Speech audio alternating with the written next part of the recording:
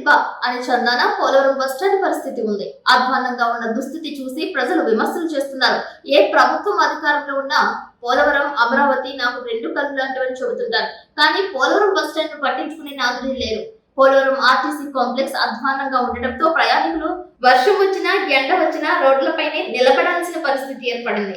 RTC బస్సులు complex లోకి రావడానికి వీలు లేకుండా పెద్ద పెద్ద గోతులు దర్శనమిస్తున్నాయి. బీటలతో కూడిన కాంప్లెక్స్ ఉండడంతో రోడ్డుపైనే ఆర్టీసీ బస్సులు తిప్పుకుని పోతున్నారు. ప్రయాణికులు గాని ఆర్టీసీ మహిళా ఉద్యోగస్తులు గాని కనీసం మరుగుదొడ్ల సౌకర్యం లేదని వాపోతున్నారు. మరుగుదొడ్లు నిండిపోయి దుర్వాసన వెదజల్లుతున్నాయని తెలియజేస్తున్నారు. పెద్ద పెద్ద విష సర్పాలు కూడా ఈ బాత్రూమ్ లో ఉంటున్నాయని స్థానికులు పేర్కొంటున్నారు. ఇదే విషయాన్ని పదే పదే ఉన్నతాధికారులు చెప్పినప్పటికీ ఈ బస్టాండ్ ను పట్టించుకునే నాదులే లేడని గ్రామస్తులు అసహనం వ్యక్తం చేస్తున్నారు. పేరుకు మాత్రం పోలవరం, ఇక్కడ మాత్రం అంతా శూన్యంగా ఉందని గుసగుసలాడుతున్నారు.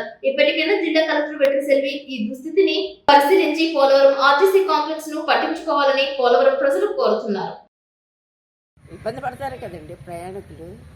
అది వర్షం పడితే మీకు జారిపోతుందని కింద నడిచొచ్చు బంక మట్టి కదండి, జారిపడినా మళ్ళీ ఎగలేవు.